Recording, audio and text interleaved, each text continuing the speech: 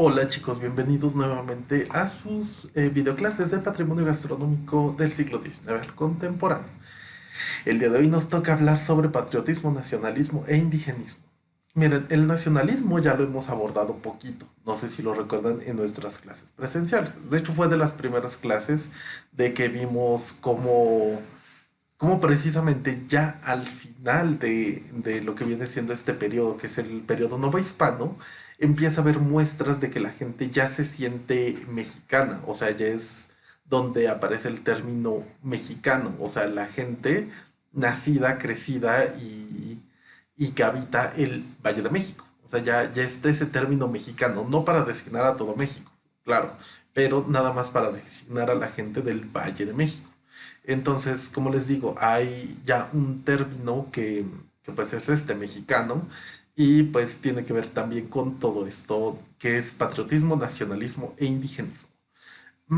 Yo creo que esta clase nos es más para comprender qué es lo que estuvo pasando y en el momento en el que alguno de ustedes quisiera tocar como que estos temas, en alguna investigación, en alguna tesis, ya saben exactamente qué significa y cómo se pueden apoyar de esto. Vamos a comenzar. Mm, Muy bien. Reflexión inicial. Pregunta para todos. ¿Qué es lo más patriota que has hecho por tu nación? ¿O qué es lo más nacionalista que has hecho por tu nación? O sea, desde que se pinten una carita, o más bien que se pinten aquí su banderita mexicana, cuenta, todo cuenta. O sea, desde que los hayan obligado a desfilar y se sientan orgullosos o lo hayan hecho aunque sea por obligación. Pero ¿qué es lo más patriota que han hecho? O sea, yo considero... ay, es que está difícil. Eh, Fíjense que uno de mis amigos, igual maestro, fue maestro de aquí de la facultad, eh, igual compañero inseparable durante ya la última parte de mi carrera, él siempre tenía muchísimos amigos, pero yo decía que él era como un embajador. Entonces él precisamente, pues, si tenía invitados extranjeros y todo, o precisamente si iba precisamente al extranjero, conocía gente, decían así de, pues vénganse para acá, yo los llevo, yo los llevo a conocer, etcétera. Y de verdad les daba unos tours, unos recorridos gastronómicos impresionantes. Y de hecho de él le aprendí mucho, porque cuando me tocó ir tanto a Colombia como a España, yo llevé mucho de nuestra cultura.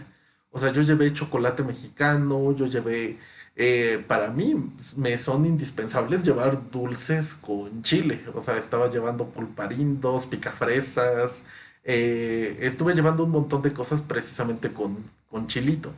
Eh, También, precisamente les digo, el chocolate es algo que pues, siempre me llena de orgullo. Entonces siempre estuve llevando así como que cositas bien mexicanas. Cuando fui a Barcelona también llevé vainilla de Papantla. Entonces, o sea, les digo, de él aprendí mucho para ser un embajador. O al menos intentar serlo, para que se lleven una idea agradable de nosotros. Y aparte, bueno, eso ya será otra historia, pero pues sí, hasta tuve roces con un español y le recordé toda la parte histórica así de, no, no han cambiado de nada. Entonces también eso me siento orgulloso. ¿Qué otra cosa? ¿Qué celebración cívica religiosa anual es la que esperas año con año? La verdad, yo espero Día de Muertos. Yo siento que es una de las fiestas más importantes para todo México y es donde yo creo que nos sentimos más mexicanos. De igual manera, si ustedes dicen que esperan el 5 de mayo, muy bien, pero yo espero año con año Día de Muertos. Se me hace una época sumamente bonita. O sea, ver a aquellos que ya se nos adelantaron con alegría, recordarlos, dejarles simbólicamente estos guisados, estos dulces. O sea, a mí se me hace maravilloso. Eh, ¿Cuál es la fiesta cívica religiosa que considera que nos define mayoritariamente como mexicanos? Yo se los digo, Día de Muertos. O sea, ahorita estamos en esta época en la que, pues bueno, ya se están difundiendo mucho estas imágenes de las calaveras y demás como algo netamente mexicanos. O muchas mujeres que se pintan la carita de blanco y precisamente un poquito de negro y dicen que ya son Catrinas. Yo creo que, oye, ese es lo único que no me gusta tanto porque no, al menos la actitud de la Catrina, si nos remontamos, ay, ya no, estoy recordando ahorita que ya se canceló nuestra práctica. Pero bueno, perdonen. Ahorita que nos remontamos a lo que viene siendo la calavera garbancera de este Guadalupe Posadas, pues no sé si lo recuerdan, es una mujer sumamente elegante con su sombrerote, o sea, estamos frente a una mujerona, o sea, ante una Catrina, o sea, ante una mujer de la clase alta, eh, sumamente aristocrática, que tiene mucho dinero, que exhibe sus joyas, que exhibe toda su gala, su sombrero, su actitud. Entonces, eso es lo único que a mí no me termina de cuadrar de que de que se pintan la carita nada más y dicen, ay, pues sí, ya soy Catrina. O sea, no es eso, no ese es el sentido de la Catrina original. Pero pues bueno, les digo, ahí son problemas míos, pero sí, Día de Muertos es lo que más adoro. En caso de haber viajado fuera del país, ¿has extrañado el lenguaje, las tradiciones, la gente o la comida? De igual manera, ¿a quien ha viajado fuera del país? Sabe que sí, sabe que se extraña mucho. Yo no sé si les había dicho, yo me llevé un abasto bastante grande de dulces y demás mexicanos, tanto a Colombia como a España, y no me alcanzaron, o sea, no. En Colombia se acabaron rápido, pues ellos también consumen chile, pero pues no tanto como nosotros los mexicanos. Pero lo que viene siendo precisamente en España, pues ahí sí de plano es muy raro. Y sí, la verdad le sufrí cuando se me acabaron todos mis abastos de este tipo de cosas. De garbancitos enchilados, de hábitats enchiladas y de todo lo que me llevé precisamente picante se me acabó y fue fue muy difícil. O sea, de verdad tenía que pagar 5 euros por 5 tortillitas de harina porque de plano no me consideraba mexicano. O sea, necesitaba algo que me recordara y nada de ahí me recordaba a México, salvo las tortillas de harina. Y la Valentina, que tuve que ahorrar 6 euros para comprarme un botecito chiquito de Valentina. Eh, sí, de verdad extrañamos demasiado. Se extraña mucho. Eh, Creo que sí, no recuerdo si les había dicho, pero de mi familia materna teníamos un primo que pues sí se había ido a los Estados Unidos y en una ocasión, en varias ocasiones había regresado, pero pues sí estaba trabajando ilegalmente. Entonces pues él llegaba con una lista de todo lo que quería comer y mi mamá, que pues acompañaba precisamente a estas reuniones, decía, pues es que él llora cuando llega y prueba otra vez un guisado en salsa verde, el chicharrón, las tortillas. Les digo, de verdad extrañamos mucho eso. Y pregunta final, ¿cuánto tiempo crees que podrías vivir con comidas sin maíz ni chile? O sea, lo que yo creo que define la comida mexicana. Eh, sí, la verdad es difícil, es difícil. Pero pues aquí les dejo la reflexión. ¿Cuánto tiempo ustedes podrían vivir sin maíz ni chile?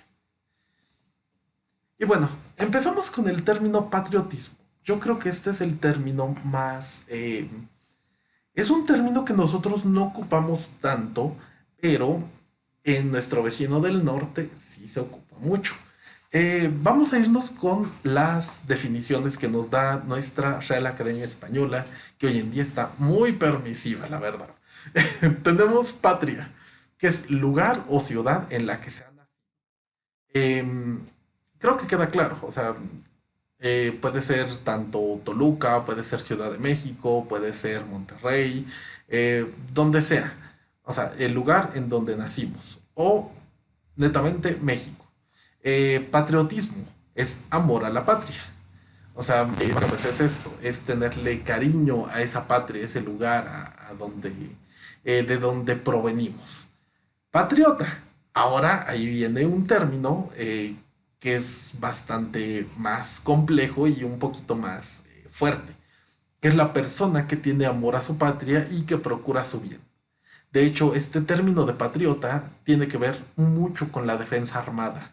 O sea, si eh, nos los dice también nuestro himno nacional, Maciosare, un extraño enemigo, adiós. Entonces, les digo, esto tiene que ver con procurar un bienestar, pero muchas veces armado. O sea, por eso los Estados Unidos siempre se consideran patriotas, o sea, sumamente devotos. Y si alguien se mete con la bandera, con algo de lo que ellos consideran sagrado o patriótico, no saben. O sea, de verdad es una defensa armada, golpes, y es normal, es normal. Y de hecho, hasta no sé en qué grado su constitución lo apruebe, porque yo creo que sí aprueba muchas cosas, así de, no, se estaba burlando de la bandera, yo tenía que protegerla. Eh, Como les digo, el término patriota, patriotismo, tiene que ver más con la parte armada, mucho más con la parte armada. El sentimiento de amor, pues sí, es el patriotismo, pero ser patriota también, como les digo, tiene que ver con esa parte armada y procurar el bien. Si ven, la definición no dice procurar el bien pacíficamente, es procurar su bien, nada más. Como les digo, o sea, es esta doble parte, es el procurar la defensa armada y el amor a la nación, al terruño, etcétera. Cosas que nos recuerdan, por ejemplo, en México a este patriotismo. La independencia, que es un movimiento armado, si recuerdan, es el criollo contra el gachupín, que quería, pues, obviamente seguir teniendo privilegios, etcétera. La Revolución Mexicana, de hecho, es el movimiento más patriota, supuestamente, de precisamente México. Símbolos patriotas, por ejemplo, es el ferrocarril, que está asociado con la Revolución Mexicana directamente. El ferrocarril que fue portador de lo que viene siendo los revolucionarios y todo esto. La bandera mexicana, o sea, eso también tiene que ver con la defensa. Recuerden, la bandera, a pesar de ser, podríamos decir, un pedazo de tela, no lo es porque representa a México. Eh, de verdad, o sea, yo también un, un día que estaba precisamente en España, estaba haciendo mis compras, o sea, ya yo usualmente compraba pollito porque pues también aquí el mexicano suele comer mucho pollo. Y pues estaba viendo mis acompañamientos, que es lo que iba a comprar. Tenía pues precisamente puré de papa, que era lo más barato, y pues bueno, ya llevaba mis compras, pero en una tienda precisamente vi unos frijoles de la costeña y tenían precisamente una banderita de México y fue así de, voy a cantar el himno nacional frente a esto. Y no es mentira, o sea, se van a sentir así si es que pasan mucho tiempo fuera de su México. Pero les digo, de verdad, la bandera es un símbolo indispensable, o sea, mm, yo sé que no les puedo transmitir la experiencia completa, pero eh, así me sentí, así me sentí. Sentí que quería cantar el himno nacional o que lo escuché en mi cabeza al menos. Pero sí, la bandera no es solo un trozo de tela, no solo es una imagen, es un símbolo de toda una nación. Los revolucionarios, por ejemplo, todas estas imágenes de revolucionarios y todo esto, pues también se asocia mucho al patriotismo. O sea, no están poniendo imágenes de trabajadores, eh, ni mucho menos. O sea, están agarrando a la gente que tiene pistolas, rifles y escopetas. ¿Me explico? Por eso también. Las Adelitas también son un símbolo de patriotismo, porque pues ellas, les digo, hay una página que asegura que las Adelitas iban con sus cazuelas en la espalda y que ellas eran las que cocinaban. No, no, no. O sea, las Adelitas tienen que ver más con este movimiento defensivo. O sea, las tropas de Porfirio Díaz, mm, obviamente machistas, del hecho de, pues una mujer no va a agarrar una pistola, ¿verdad? Tómala. Las Adelitas, pues eran precisamente también un arma secreta que tenían los revolucionarios. O sea, eh, pues sí, desde edades muy tempranas, pues tenían que agarrar su pistola y llevársela, llevar a defender su patria, su tierra. Y precisamente también los corridos son algo muy característico del patriotismo. Y, o sea, basta con que escuchen unos 3 4 corridos de la revolución y van a escuchar todas las historias. Y pues también tiene que ver con la defensa de la nación. No con robo de tierras, ni mucho menos. O sea, con la repartición de tierras, de bienes. Con quitar a la gente nada más de alta alcurnia de México, etcétera. Bueno, la verdad esto me produce sensaciones raras. Son comidas patrióticas de los Estados Unidos. Como pueden ver, de verdad, la gente hace esto. O sea, no es mentira, la gente hace este tipo de comidas para celebrar el 4 de julio. ¿A qué le sabrán? No sé, o sea, yo siento que esto no sabe absolutamente nada más que a color. O sea, todo verde, blanco, rojo, verde, blanco, rojo. Y, y de verdad la gente lo compra y ve algo verde, blanco, rojo y no puede evitar así de casi casi saludar a la bandera en eso. O sea, ese es patriotismo. Nosotros, si es que tenemos algo, ahorita vamos a llegar a los chiles en nogada, por ejemplo, que pueda ser blanco, verde, rojo, pero es porque a nosotros nos gustan, no porque se vea así. O sea, ellos solo porque sus ojos puedan verlo, lo defienden y dicen, ay, sí, es que soy patriota. O sea, de verdad, la gente, si ustedes pusieran un negocio de comida en los Estados Unidos, y llega el día 4 de julio y no tienen esto, de verdad la gente les dice, no eres patriota, no tienes sentido nacionalista, no apoyas la bandera de los Estados Unidos, entonces eres una muy mala persona y no te vamos a volver a hablar en tu vida. De verdad, ese es el tipo de patriotismo de los Estados Unidos. Como les digo, nosotros no tenemos algo así, pero sí llegamos a defender mucho a través del nacionalismo. Vamos, nacionalismo. Igual, nuestra RAE nos da esta hermosa definición, que es sentimiento fervoroso de pertenencia a una nación, de identificación con su realidad y con su historia. Identificación es básicamente sentimiento de identidad. O sea, yo se los resumo aquí un poquito, que podemos considerar como identidad, que es la relación que nosotros tenemos, de identidad de nosotros sobre los otros. O sea, decir que alguien tiene identidad con algo es precisamente que lo considera propio y que hay más gente que considera que eso es propio. Por ejemplo, ¿qué? O sea, vayámonos con algunos ejemplos. Eh, ¿Qué podría ser? ¿Qué podría ser? Imagínense que, bueno, algo tan sencillo como nosotros que somos gastrónomos. O sea, entre nosotros decimos, ah, bueno, estudiamos una licenciatura en gastronomía en la Universidad Autónoma del Estado de México. Otros pueden decir, ah, sí, yo estudié gastronomía en el Instituto Culinario, del Estado de México. Y podemos congeniar, pero también podemos no congeniar. Así de, wow, wow, wow, espera, espera, espera. Así ¿de verdad te compran las cosas a ti? ¿De verdad no tienes que ir a los mercados a, a comprar insumos? No, ¿sabes qué? No, yo no voy a ir a los mercados.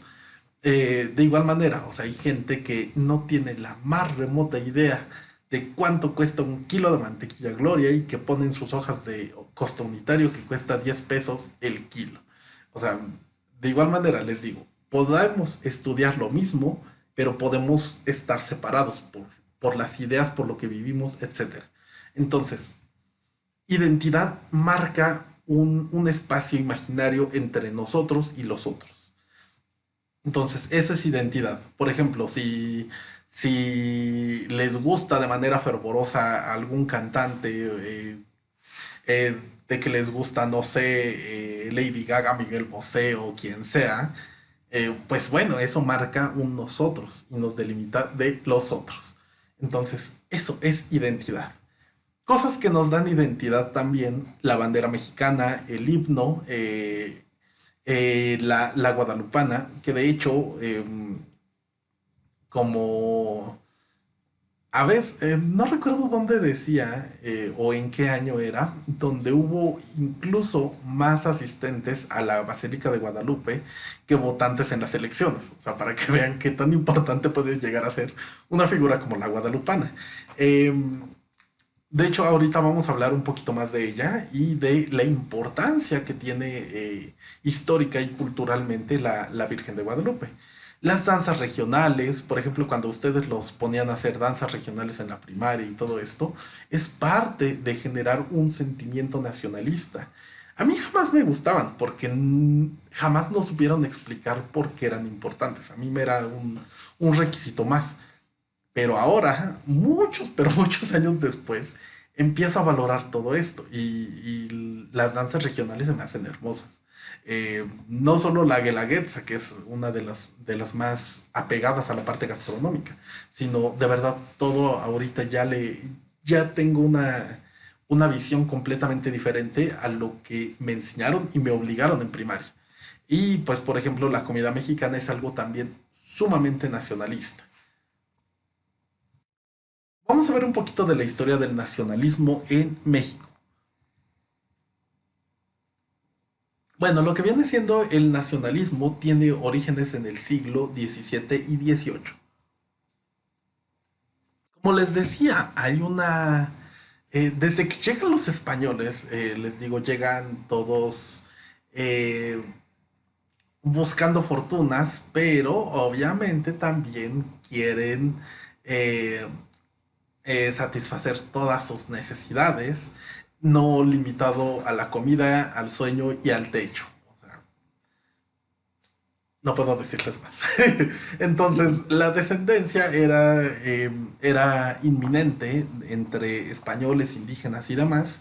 Y pues obviamente también cuando ya se va asentando esta paz entre nativos, indígenas y los españoles, pues bueno, ya pueden venir familias completas, o sea, ya viene la esposa, el esposo y aquí pues ya tienen a sus hijos, productos de cochación de aquí de México. Entonces, en este caso, estos hijos se les considera criollos, o sea, son los hijos de los españoles, pero nacidos en tierra americana.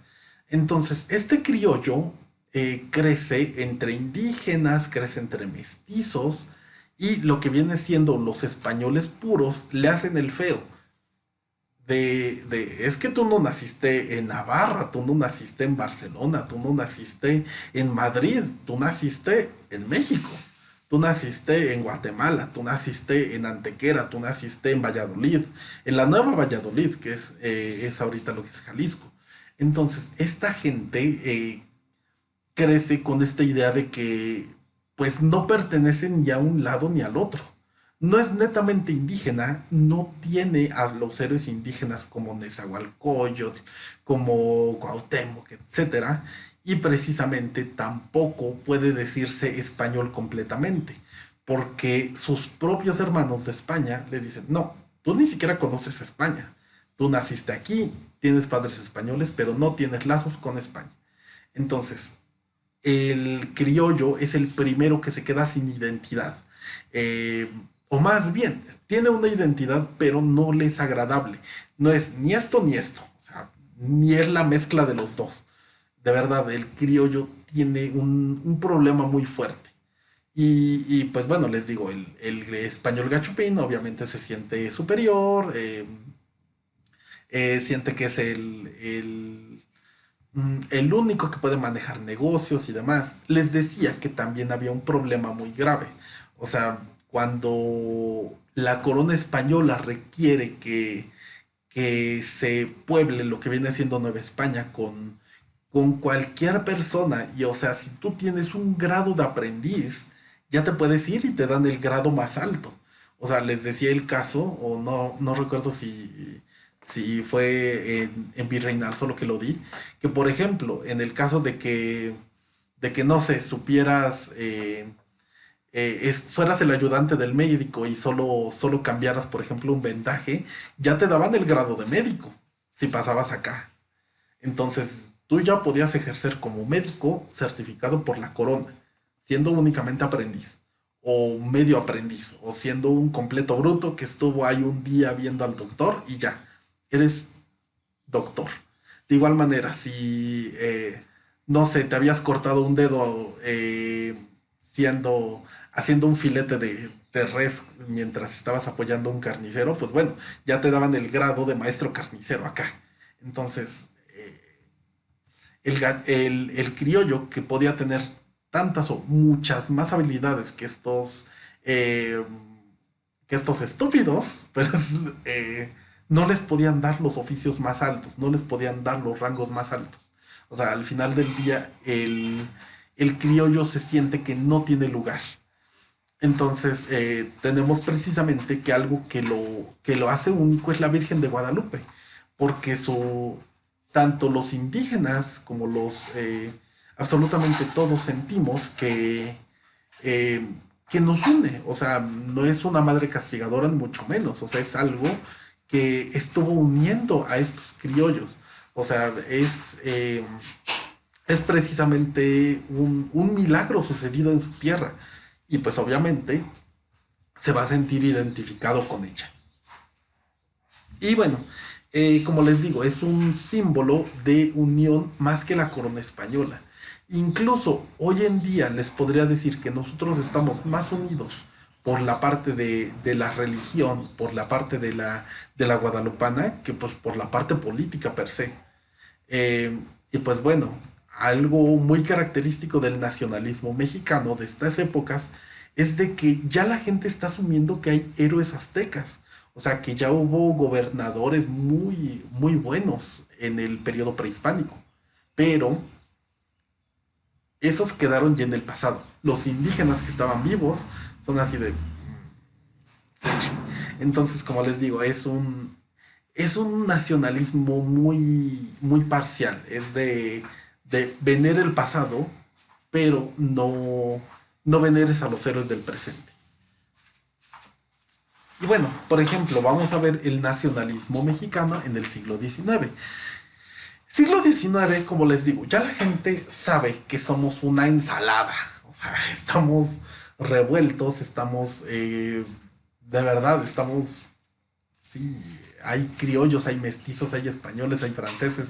O sea, ya al final del día, en siglo XIX, ya hay una conciencia de que somos hijos de españoles, tenemos gente mestiza y le seguimos haciendo el feo a los indígenas.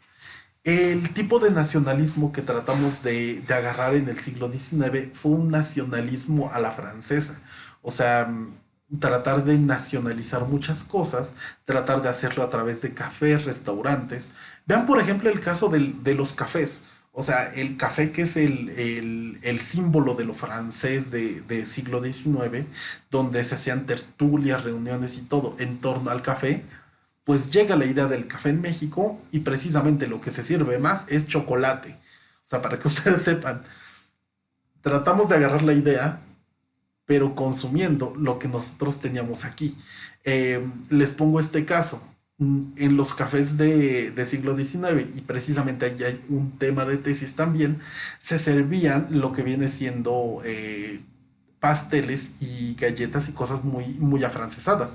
Pero lo que a mí me llama mucho la atención es de que uno de los postres que más me ha gustado del siglo XIX se llama molletes de mamey, que es precisamente con mamey, que es una fruta netamente mexicana. O sea, ustedes van a ver el mamey por todo lo que viene siendo México, Centroamérica, Sudamérica, pero precisamente es algo muy mexicano. El mamey es sumamente mexicano. Y ver que que en las cafeterías están sirviendo chocolate, que es algo mexicano, con molletes de mamey, que es algo todavía mexicano, están diciendo que de plano, o sea, las adaptamos a nuestras necesidades y a nuestra cultura. Siglo XIX también es muy partícipe de discursos cívicos, discursos religiosos. Yo ya les había hablado esto en la parte de la imprenta, o sea, es esta idea de expresar nuestra devoción por alguna figura heroica, eh, por alguna figura religiosa, ya sea que le dediquemos un discurso religioso a la Virgen de Guadalupe, a la Virgen de los Remedios, a la Virgen de los Dolores, etcétera, o en caso de discurso cívico, hacer alusión a nuestros héroes de la independencia, a Matamoros, a Maximiliano, eh, etcétera. O sea, hay mucho discurso cívico para esta época. Les digo, en una época que no hay streaming, que no hay televisión y todo esto, pues la gente obviamente se reúne para escuchar estos discursos cívicos. Eh, Tenemos positivismo, darwinismo social, ya hemos hablado un poquito de esto, pero aquí es algo importante. De este lado derecho nosotros vamos a ver un plato que es un fiambre. O sea, al menos yo como habitante de Toluca, yo no he visto gente que haga fiambre. Pero es esto, es un guisado muy característico del siglo XIX. Y siglo XIX, como les digo, ya la gente va identificando qué se considera mexicano. O sea, tenemos, por ejemplo, el maíz, el chile, el chile precisamente en vinagre que está acompañado de aceitunas y alcaparras. Los pulques, sobre todo el pulque curado de piña con canela, es algo netamente mexicano. El arroz, el mole, el fiambre donoso. El fiambre donoso es precisamente este guiso y unos 6 7 tamalitos más. O sea, imagínense qué rico cenar todo esto. Las aguas frescas o refrescos, como se conocían en la época, que de hecho en otras partes del país, recuerden, también se llaman refrescos a las aguas frescas. Eh, Chorizo, todo esto ya tiene la fama de ser netamente mexicano. Y precisamente algo tan característico como el fiambre donoso ya no lo vemos, ya no es característico de aquí. Este era el guisado de manitas de puerco y vísceras y demás. Y se acompañaba con ensalada y todo esto, con chilitos en vinagre, aceitunas. O sea, este guisado de fiambre, de verdad, al menos yo como les digo, aquí en Toluca ya no se ve absolutamente este guisado. O sea, podemos ver lo que son los cuellitos, las manitas y demás, pero el fiambre como tal no es algo común. Y si sales de noche, esto era lo que se ofrecía en siglo XIX. Si salimos nosotros en la noche, pues ya salimos por tacos y demás, por fritangas, pero este tipo de preparaciones no son ya comunes. Bueno, para que vean, esto es parte del cocinero mexicano. Bueno, aquí está la referencia, es el cocinero mexicano de 1831, tomo uno, tratado número 4, 4.1, porque del 4 se divide en almuerzos ligeros. Y esta es como que el preludio, la receta número 001. Y es almuerzos ligeros dispuestos con tortilla o masa de maíz. No es una receta, pero es una introducción a cómo se estaba pensando eh, que eran este tipo de almuerzos. Dice, estos son verdaderamente nacionales y parece que por sí mismos están llamados al pulque. El paladar de los europeos, que pasa por delicado, no puede soportar el chile que es reputado entre los más exaltados de ellos como un veneno, pero comen con bastante apetito mil guisos cargados de ajo, mostaza y sobre todo pimienta picantísima que disponen los paladares para sufrir, no ya el chile de nuestro país, sino aún cuchillos amolados. Los españoles, por el largo tiempo que han vivido entre nosotros, ya no le hacen tanto fiero, y muchos lo comen con gusto, bebiendo con apetito el pulque, después que han observado que es lo único que restablece su salud cuando, en su edad avanzada, son molestados con diarreas que, sin este recurso, los llevarían ciertamente al sepulcro. Se ha dicho esto con paz, de que los médicos modernos, que habiendo hojeado malamente algunas obras francesas, han declarado la guerra de los estimulantes y principalmente al chile, que, según su método nuevamente establecido, deben desaparecer de entre las plantas vivientes. Dios nos libre de sus manos. Amén. ¿Qué nos quiere decir esto? Pues sí, la gente es lo que les decía también hace unas... antes de la contingencia, o sea, la gente de Europa cree que todo lo demás está fuera no es nutritivo, no es bueno y demás. Entonces, este es un ataque directo que le hacen al Chile. Pero precisamente el mexicano que dice, Dios nos libre. Pues ellos que hagan lo que quieran con sus plantas, pero no se lleven ni nuestro chile ni nuestro pulquito. Y precisamente como son almuerzos con tortilla y masa de maíz, condimentados con chile y bebidos con pulque, ¿qué más nacional podemos encontrar que esto en siglo XIX? Absolutamente nada. Recuerden, nacionalismo mexicano del siglo XIX es chile, maíz y pulque. O sea, ya lo habíamos visto precisamente en la tesis. Yo creo que ustedes han visto esta imagen. Yo luego la busqué como la superposición cuántica de la tortilla y así aparece. Esto es un ejemplo de nacionalismo a más no poder. Este tipo de reflexiones. ¿Qué nos dice? Si a una tortilla le pones comida, es un taco. Si lo metes en aceite caliente, es un taco dorado. Ah, pero si lo pones enrollado en el aceite, se convierte en flauta. Pero si antes de bañarlas la bañas en chile guajillo, se llama enchilada. Ahora, si al taco le pones queso por dentro, es una quesadilla. Pero si le pones la salsa y el queso por fuera, se convierte mágicamente en una enchilada suiza. Si esta tortilla la partes en pedacitos, la metes en aceite y después le pones queso, y chile se transforma en chilaquiles. Lo llamo la superposición cuántica de la tortilla. ¿Qué significa esto? Son debates en torno a la maravilla del maíz. O sea, de qué tanto puedes hacer únicamente con una tortilla.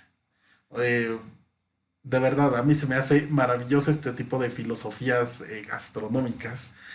Me recuerda mucho a Alfonso Reyes a principios del siglo XX, pero precisamente para que vean, o sea, esto es nacionalismo culinario, es parte del nacionalismo culinario. Eh, Fíjense que hay un libro que se llama como tal Nacionalismo Culinario de José Luis Juárez López. Como les decía, yo no me llevo bien con José Luis Juárez López. Nos trata de descerebrados a todos los cocineros y a todas las personas que estamos en la cocina. Porque pues él es historiador y cree que está iluminado y que tiene todo el conocimiento a su alcance. Pero precisamente si llegan a ver este libro de nacionalismo culinario, no les va a servir de absolutamente nada. No les va a dar ni un dato interesante, ni un dato importante, pero por eso les digo, este tipo de reflexiones sí nos hacen pensar que esto es verdadero nacionalismo. Otra cosa que nos hace ser nacionalistas, por ejemplo, es el chile en nogada. Eh, Tengan en cuenta que este plato, Jeffrey Pilcher ya había puesto la llaga en el dedo. Nos decía, la nogada es una salsa italiana. La verdad sí nos duele. Pero precisamente, ¿por qué lo consideramos tan mexicano? No es porque el chile en nogada original fuera así. O sea, yo les decía, el chile en nogada original es el chile relleno con una salsa de nueces y chile pasilla. O sea, nada que ver. Si decimos que por los colores representa más bien que el ejército trigarante ya llega, gana y todo esto, y que se les dio el verde, blanco y rojo, no es cierto. O sea, los chiles en nogada de la época eran verde café. O sea, hay que ser muy claros, hay que decirlo aquí y ahora. Esta invención de verde, blanco, rojo tiene que ver más con el nacionalismo, con el hecho de que, pues bueno, eran muy ricos ya, pero ¿cómo los vamos a hacer más ricos y que representen la bandera? ¿Cómo vamos a poner todas las leyendas del ejército trigarante para que digan que es un plato mexicano, que es un plato netamente mexicano y que alude a nuestra nacionalidad? Pues bueno, le vamos a poner granada, le vamos a poner la salsa blanca, le vamos a quitar el chile, el vinagre y todo esto para que sea queso y nuez. Y pues nuestro chilito, si lo cubre completamente, le ponemos una ramita de perejil. O sea, eso tiene que ver con nacionalismo. No originariamente, pero eventualmente se convierte en un avatar nacional. Les digo, los chiles en nogada de la época del siglo XIX eran cafés. Eso no es nacionalista. Para nosotros, bueno, sí es nacionalista porque es chile con chile, pero para nosotros no es ya nacionalista, porque es verde, blanco, rojo, tiene granada, que se da en muchas partes de México, tiene nuez, que se recolecta en agosto, y tiene el chile, que es algo netamente mexicano. Entonces, como les digo, se cambió la formulación para dar mitos, para dar leyendas, para dar nuevas interpretaciones. Es como lo de los niños héroes, que este Juan Escutia subió hasta la parte más alta del castillo de Chapultepec y se enrolló en la banderita. Pues no, los historiadores han dicho que fue un chamaco cualquiera que se tropezó y se murió. Entonces necesitamos héroes, necesitamos avatares, necesitamos evidencias de qué es lo que pasó, pero al final del día, ¿en qué nos beneficia en el sentido de identidad? Nos sentimos mexicanos. Esperamos hasta el 16 de septiembre para comer estas cosas que, pues bueno, yo no los acostumbro porque mi familia es casi siempre de hacer cosas con maíz. O sea, de verdad es una fiesta de maíz donde tenemos pozoles, pozole, quesadillas, enchiladas, chilaquiles, esquites, elotes asados. Pero les digo, yo no soy de comer tanto chile en nogada en 16 de septiembre, pero sé que mucha gente alrededor mío sí los come. Como les digo, parte de esos rituales con mi familia es el maíz, no tanto el chile en nogada. Pero bueno, ahí sí ya es cuestión de cada familia. Por ejemplo, este es otro caso bien interesante. Ahí vemos un plato de huevito. Y precisamente yo creo que todos ustedes ya están notando y ya le dieron el nombre de huevo o huevitos a la mexicana. ¿Por qué? Porque tiene cebolla, chile y jitomate. Eh, Fíjense que yo no he descubierto cuándo se origina esto de a la mexicana. O sea, de igual manera, es tema de tesis. Siglo XIX, a la mexicana era a veces con pulque o a veces con chile, chile en vinagre, ¿cómo se llama esta cosa? Alcaparras y aceitunas. O sea, no hay, yo no encuentro dónde surge la primera o las primeras recetas a la mexicana que sean con chile, jitomate y cebolla.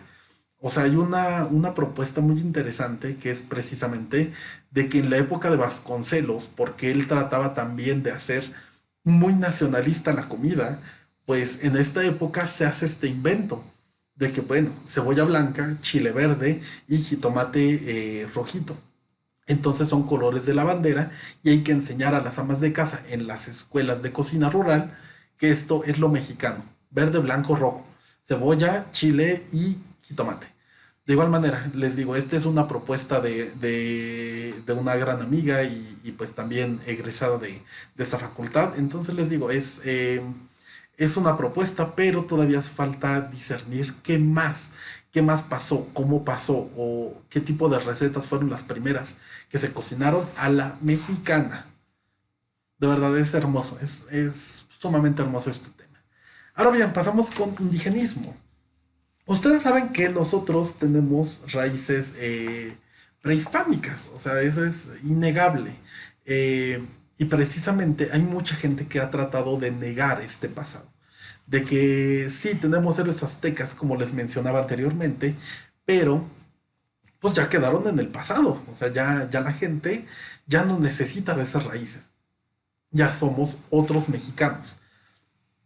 Pero precisamente como los indígenas han sido los marginados, les recuerdo, llegan los españoles y el primer debate es, ¿qué son esos? O sea, ¿qué son esas cositas? Son animales, son como los africanos, que son esclavos, son como nosotros, españoles, blancos, apestosos, que tienen una economía con base en monedas, o qué son. Precisamente al final del día dije, son indios, son indígenas. Y pues al final del día se les relegaron de la historia. El europeo siempre ha creído que él es el único digno de considerarse en la historia universal. O sea, los europeos también crearon Medio Oriente. Es así de, nosotros somos Occidente y el otro es Oriente. Es lo que está allá, alejado, feo. De verdad, los europeos siempre han escrito este tipo de cosas y siempre denigran a todo lo que no es europeo. Eh, Veamos, por ejemplo, un caso tan sencillo. O sea, nosotros, eh, no, a nosotros nos llega mucho lo que viene siendo, pues, esta idea de que lo importante, pues, es, por ejemplo, conocer eh, este tipo de mitologías como la mitología romana, la griega, eh, y precisamente a veces dejamos a un lado todo lo demás, o sea, dejamos a un lado la parte prehispánica, la parte hindú, la parte de Japón, de China, y pues nos llega más esa parte europea, precisamente porque, pues bueno, ya tiene que ver con constructos sociales, con poder, distribución de la información, etcétera. Muchos problemas. Pero los indígenas siempre estuvieron marginados. Estuvieron así de primero el México que habla español y después el México indígena. Entonces, siempre, de verdad, siempre han estado marginados. No todos, no todos. Hay muchas excepciones, no muchas excepciones, pero sí hay algunos casos excepcionales. Eh, por ejemplo, luego de la Revolución Mexicana fue donde se desata el indigenismo. Tenemos que pues, la gente ya empieza a poner en la mesa esta idea de que los verdaderos herederos de todo México deberían de ser los indígenas. O sea, de tratar de darles educación, tratar de darles este impulso que no tenían. Pero pues bueno, se topan con muchos problemas. O sea, Bonfil Batalla dice, pues sí, me gustaría integrar a todos los indígenas, pero el primer gran problema que tengo es que tengo que enseñarles a todos español. O sea, dejar un poquito a un lado su lengua para obligarles a que aprendan español, para que se integren, pues de por sí ya es algo que estaría hasta cierto punto violentando sus principios. Y bueno, por ejemplo, todo este tema del indigenismo lo podemos ver a través del muralismo. Tenemos murales de Diego Rivera muy importantes que son sobre precisamente esta corriente indigenista. Y pues estas son ideas que nos vienen del marxismo. Eh, Les voy a resumir a Marx un poco. Marx, él hablaba de la totalidad de procesos y de pasos para comprender la parte económica. O sea, decía, pues bueno, si quieres producir, por ejemplo, textiles, necesitas algodón. El algodón lo vas a obtener plantando y pagándole una miseria a la gente que está cosechando, que está esperando que queden las lluvias o regando todos estos campos de algodón, etcétera. Después que lo va a recolectar a mano, etcétera, etcétera. Después que lo va a llevar en lo que viene siendo al lomo de mula o arreado por caballos y que lo va a llevar a la ciudad. En la ciudad lo van a almacenar, unas señoras van a quitarle todas las basuritas, lo van a procesar, lo van a... Y bueno, al final del día todos estos pasos para llevarlo a la fábrica, que se hagan hilos, que de estos hilos se haga precisamente telas, que de las telas ya se confeccionen vestimentas. Y pues bueno, todo ese sería como que el paso para obtener prendas de ropa que se van a vender en almacenes. Entonces, Marx trata de ver globalmente todo. O sea, desde una semilla de maíz, cómo se procesa, cómo se consume, eh, hasta llegar a la mesa, a hacer una tortilla, que ya pasó por una tortillería, etcétera. Entonces, a través de estas ideas, los discípulos de Marx, pues fueron que hay clases sociales y que la gente maneja malos recursos, o sea que la gente con dinero siempre va a manejar el dinero y va a manejar los recursos de la gente que tiene menos dinero, o sea, los pobres siempre van a ser pobres, entonces los pobres tienen que unirse para derrocar a los ricos.